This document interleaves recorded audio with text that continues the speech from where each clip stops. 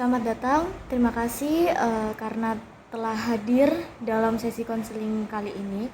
Sebelum kita memulai, saya ingin memastikan bahwa Anda merasa nyaman. Percakapan ini bersifat rahasia dan Anda bebas menyampaikan apapun yang Anda rasakan. Apakah Anda siap memulai sesi hari ini? Iya siap Kak, cuma nanti agak grogi aja, nggak apa-apa ya? Soalnya baru pertama kali kayak gini. Gak apa-apa, perasaan gugup merupakan hal yang wajar. Untuk memulai mungkin kamu bisa memperkenalkan diri terlebih dahulu dan menceritakan secara singkat apa yang membuat kamu datang hari ini. Ya, sebelumnya perkenalkan Kak, aku Didi. Aku tuh lagi kelas 12 kan, dan sekarang lagi pusing banget buat jurusan kuliah. Temen-temen tuh udah pada mantep gitu loh pilihannya, sementara aku kayak masih bimbang, masih ragu. Kadang kepikiran satu jurusan tapi besoknya udah berubah lagi, jadi aku ngerasa kacau sendiri. Baik, terima kasih karena kamu sudah mulai menceritakan situasinya. Saya ingin memahami lebih dalam agar dapat membantu secara tepat. Sejak kapan Anda mulai merasakan kebingungan dalam menentukan jurusan kuliah? hmm, Terasa banget tuh kurang lebih sejak awal kelas 12 Kak. Soalnya sekolah mulai ngomongin kayak SNBP, terus pilihan kampus. Nah, guru BK juga sering nanya mau lanjut kemana. Terus juga di rumah orang tua mulai nanya-nanya nih, aku mau ambil jurusan apa. Jadi rasanya kayak semua orang udah menunggu jawaban dari aku, pastinya mau gimana. Padahal aku sendiri masih belum yakin. Ketika pertanyaan itu datang dari sekolah maupun dari orang tua, apa yang terjadi pada perasaan dan pikiran kamu? Rasanya langsung panik sih Kak, deg-degan, terus kepala jadi penuh kepikiran. Kadang rasanya kayak dikejar-kejar sesuatu.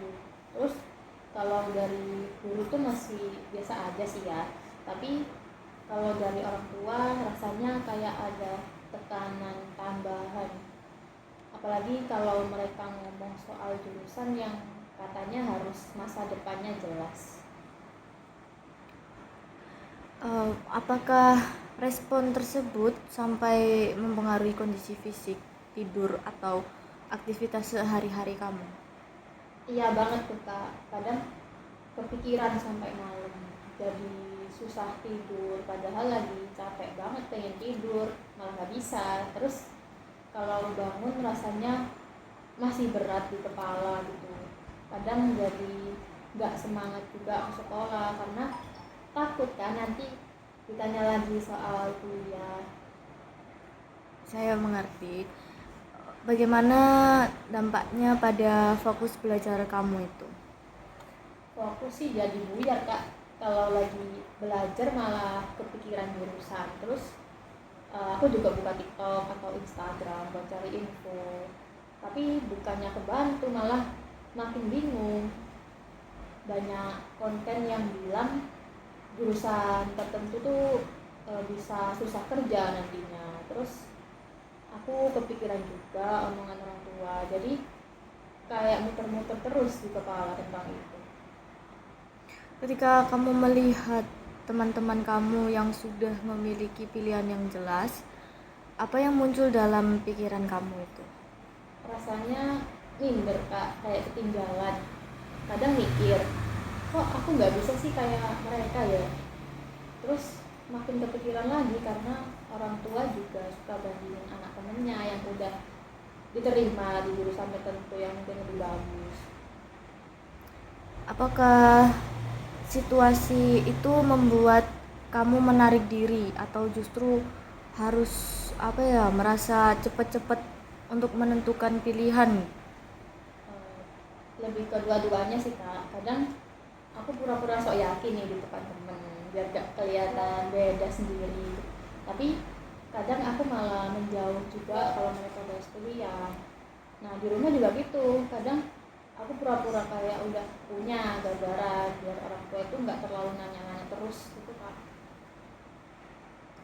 Oke.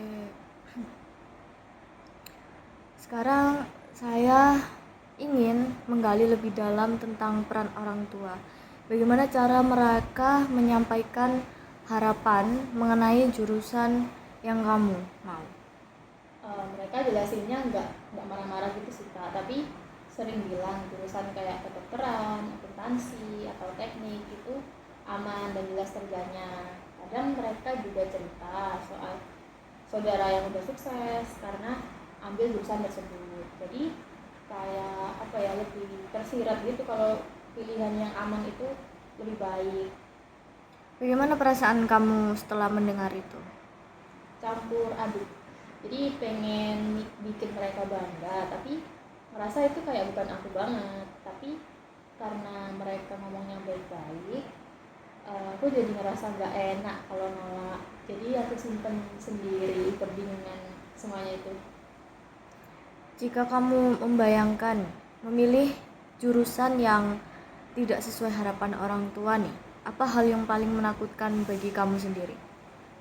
Paling menakutkan takut ngecewain kak, takut dikira nggak mikirin masa depan, takut nanti kalau beneran susah cari kerja nih mereka bilang kan dulu mama papa udah bilang, jadi pastinya aku kayak ngerasa salah apapun pilihan aku. Dari semua yang kamu ceritakan ya, apakah ini tuh membuat kamu merasa kehilangan arah atau merasa tidak mampu untuk menentukan pilihan gitu? Iya kak, kadang aku mikir apa aku emang nggak punya minat ya, tapi kadang aku ngerasa sebenarnya aku tahu, cuma ketutup rasa takut dan omongan orang. Jadi bingungnya tuh bukan karena nggak ada pilihan, tapi kayak karena takut salah. Baik, terima kasih atas keterbukaan kamu ini. Dari apa yang kamu ceritakan, saya menganggap bahwa kebingungan kamu ini berasal dari yang pertama ada tekanan halus dari orang tua mengenai jurusan yang aman, yang bisa dikatakan beliau itu aman. Dan yang kedua ada perbandingan sosial dengan teman dan saudara. Dan yang ketiga ada informasi internet yang tidak terarah dan kontradiktif. Dan keempat ada kekhawatiran mengecewakan ke keluarga. Dan yang kelima ada rasa takut salah memilih dan berdampak menyesal pada diri kamu sendiri. Dan yang keenam ada dampak fisik dan emosional seperti cemas, sulit tidur, dan hilang fokus. Apakah kamu merasa rangkuman ini itu sesuai dengan kondisi kamu? Iya kak, itu pas banget, kayak semua yang aku rasain akhirnya bisa dijelasin dengan jelas. Baik, sebelumnya kan kamu sendiri menyebutkan bahwa orang tua mendorong Anda untuk memilih jurusan pasti. Bisakah kamu jelaskan lebih detail sikap mereka? Eh, Orang tua aku sih baik ya kak, mereka nggak marah-marah atau maksa, cuma gimana ya, sering ngomongin jurusan yang prospek kerjanya jelas kayak akuntansi, kedokteran atau ke teknik tadi ya. Mereka bilang eh, aku milih itu tuh biar masa depannya aman aja gitu. Bagaimana perasaan kamu ketika mendengar hal tersebut? Campur aduk sih kak, di satu sisi kan pengen ya bikin mereka bangga, tapi di sisi lain aku ngerasa itu bukan aku banget karena emang bukan minat kan.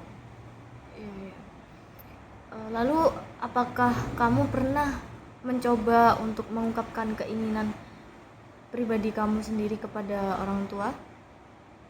Pernah sih sedikit-sedikit ya kak, tapi responnya cuma kayak ya dipikirin lagi aja ya, Hmm. kayak lebih ke aku sendiri gitu. Tapi aku kan nggak tahu ya arahnya mau kemana, jadi sama aja aku takut kalau bilang yang sebenarnya. Oke. Eh, Jika kamu membayangkan memilih jurusan yang salah, apa yang menurut kamu paling menakutkan? Kalau yang paling bikin takut tuh takut nyesel sih kak ya, takut kuliahnya tersiksa karena bukan minat, terus takut juga kalau nanti nggak dapet kerja atau emang lapangan kerjanya itu dikit. Nah akhirnya kan bisa apa ya, ngecewain orang tua juga nanti endingnya. Jadi ada kekhawatiran terhadap masa depan kan, terhadap penilaian orang tua dan terhadap kemampuan diri gitu. Sekarang saya ingin tahu, apakah kamu pernah merasa percaya diri tentang pilihan kamu sendiri, walaupun hanya sebentar? Pernah sih kak, kayak ini nih, waktu lagi ngerjain desain dan teman-teman itu pada bilang hasil editanku tuh bagus. Nah saat itu aku sempet mikir kayaknya cocok nih di dunia kreatif, tapi besoknya langsung goyah lagi lah gara-gara lihat konten yang bilang jurusan kreatif itu bakalan susah cari kerja. Oke. Lalu apakah sumber kebingungan kamu ini lebih banyak berasal dari pengalaman pribadi, opini orang lain, atau informasi dari internet gitu? Semuanya sih kak ya, kayak kombinasi.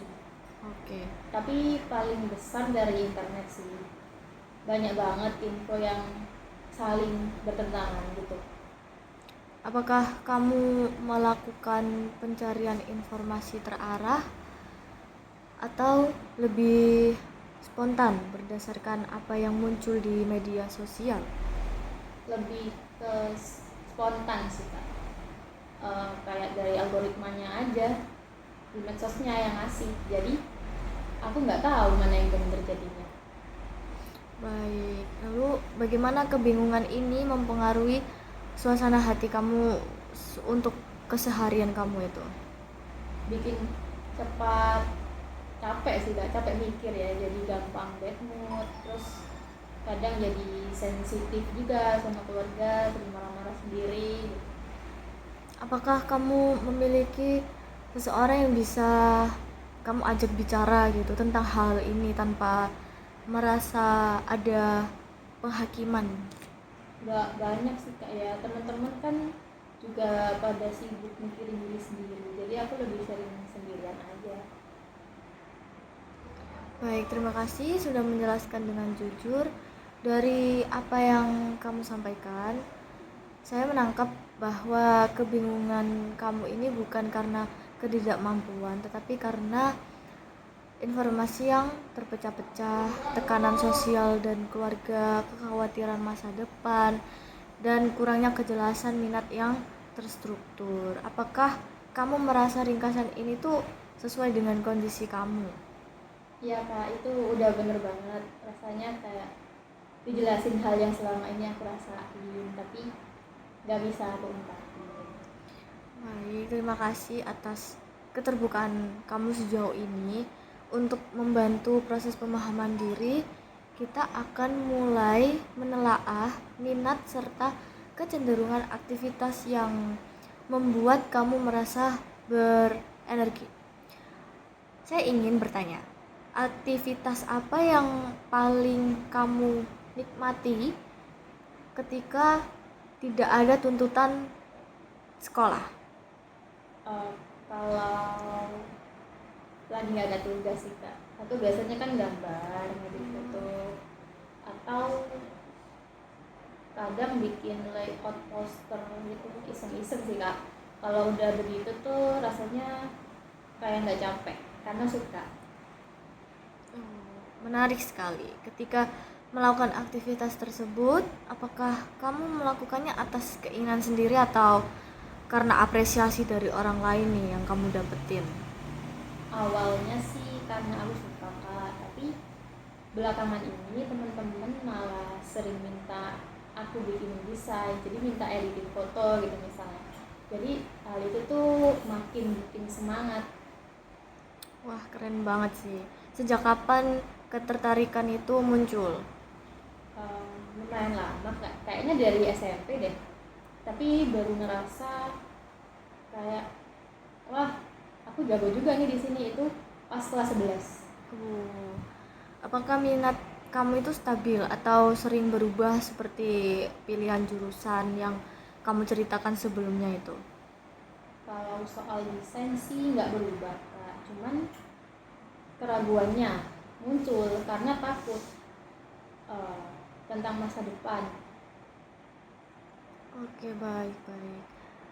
Baik, kalau begitu sekarang mari membahas kemampuannya. Dalam pelajaran sekolah, mata pelajaran apa yang paling mudah Anda pahami dan mana yang paling menantang menurut kamu? Oke, yang paling gampang tuh seni budaya, bahasa Indonesia, sama kayak presentasi di pelajaran IPS kayak sejarah gitu. Yang paling susah sih matematika sama fisika. Oke, baik. Jika kamu diminta menilai kemampuan diri dari skala 1 hingga 10 pada bidang kreatif visual, berapa angka yang kamu pilih? Kreatif visual ya mungkin 8 Kak, soalnya aku ngerasa berkembang terus kalau di minat itu. Baik, baik, baik. Apakah kamu lebih menikmati proses berpikir abstrak, analitis, atau lebih ke visual imajinatif dan ekspresif? Apa tadi ya, lebih ke visual dan imajinatif ya Kak.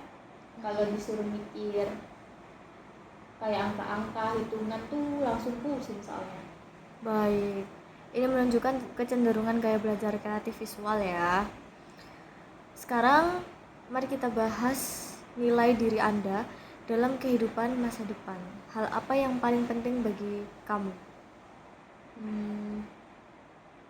Aku pengen kerja yang bikin aku bebas berekspresi, tapi tetap bikin orang tua bangga.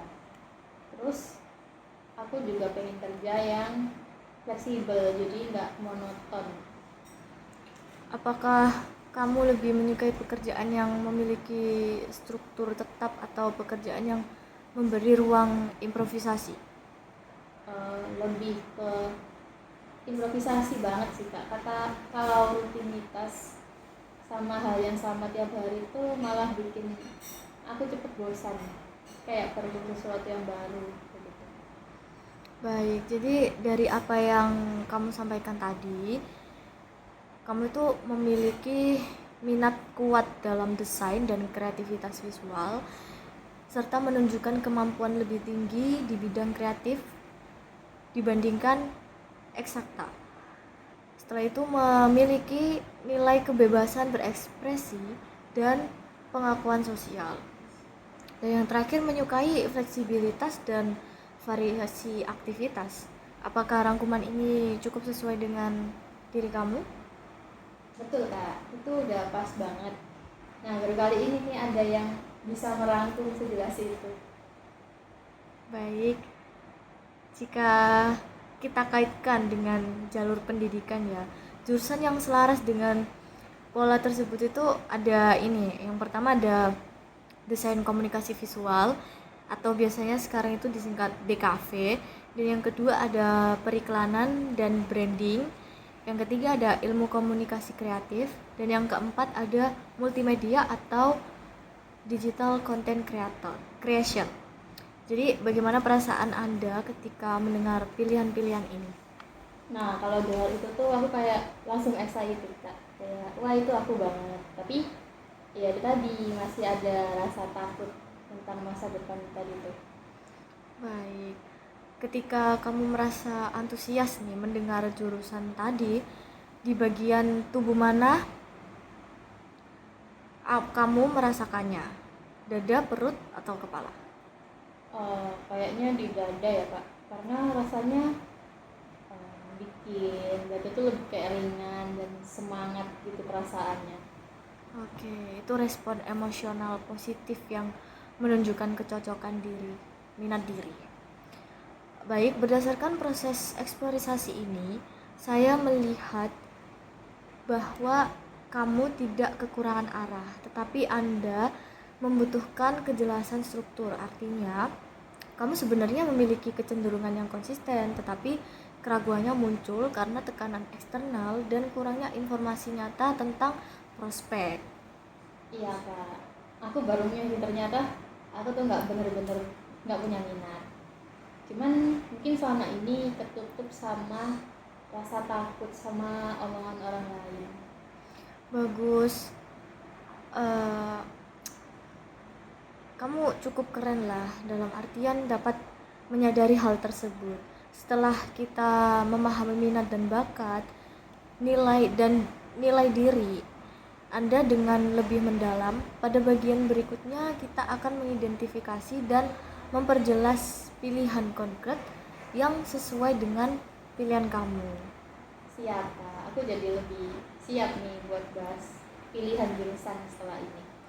Baik, dari apa yang kamu ceritakan tadi, ada beberapa jurusan yang mungkin relevan ya. Misalnya desain komunikasi visual, ilmu komunikasi, periklanan, atau bahkan sosiologi terapan. Bagaimana pendapat kamu tentang pilihan yang ini? Kalau DKV tuh aku jelas tertarik kak, cuman katanya saingannya banyak, terus tugasnya menumpuk. Kalau ilmu komunikasi juga kayaknya cocok ya, tapi takut nggak jelas nanti kerjanya kayak gimana. Oke, baik. Mari klarifikasi. Ketika kamu memikirkan DKV, perasaan apa yang muncul? Excited ya kak yang pertama, tapi juga ada rasa-rasa takut gagal. Oh, baik. Rasa takut muncul karena eh, adanya harapan pada diri sendiri dan orang tua. Namun, minat kamu tampak kuat di bidang kreatif. Apakah kamu pernah mencoba untuk mencari informasi kampus belum? Atau seperti ke alumni atau prospek kerjanya gimana seperti itu? Eh, Kayak gitu belum terlalu sih kak, cuman ya itu tadi kayak dengar-dengar aja dari teman atau dari sosial media. Oke, itu artinya kebingungan kamu bukan karena tidak mampu memilih, tetapi karena kurangnya informasi yang terarah. Ini hal yang baik karena bisa diatasi kok. Sebelum sesi ini berakhir, mari kita rumuskan langkah konkret yang bisa kamu lakukan dalam 1 minggu ke depan lah ya. Jadi yang pertama, di sini saya memiliki 5 rencana konkret ya untuk bersama gitu. Yang pertama ada cari informasi 2 jurusan yang paling menarik. Yang kedua ada tonton pengalaman alumni di YouTube atau mungkin bisa tanya-tanya ke alumni. Mungkin bisa melalui pribadi kontak gitu ya. Dan yang ketiga ada diskusi ringan dengan orang tua. Sebelum mengambil jurusan itu lebih baik memang didiskusikan dulu baiknya yang mana, minatnya yang seperti apa gitu. Jika kamu terlalu mengikuti kata orang tua dan kamu melakukan itu tidak sesuai dengan minatmu, itu akan lebih membuat kamu menyesal. Dan yang keempat ada buat daftar pro kontra pribadi kamu. Dan yang terakhir ada evaluasi perasaan setelah eksplorasi maksud saya. Oke, kayaknya bisa nih aku lakuin kak, rasanya jadi lebih jelas sekarang mau ngapain dulu gitu. Baik, saya senang sekali mendengarnya. Kita bisa menjadwalkan sesi lanjutan untuk meninjau hasil eksplorasi kamu. Sebelum kita tutup, bagaimana perasaan kamu setelah konseling hari ini, pada hari ini? Oke, jujur jadi lebih lega kak. Tadi pas dateng kan kayak grogi, karena ini pengalaman konseling pertama aku. Terus tadi kan pikiran aku masih penuh banget, kacau. Nah, setelah konseling dengan kakak, aku merasa lebih lega. Bagus banget. Dan oke, baik, terima kasih sudah terbuka dan bekerja sama. Kita akhiri sesi hari ini dan saya siap membantu kamu dan pertemuan kamu berikutnya. Baik, terima kasih. Baik.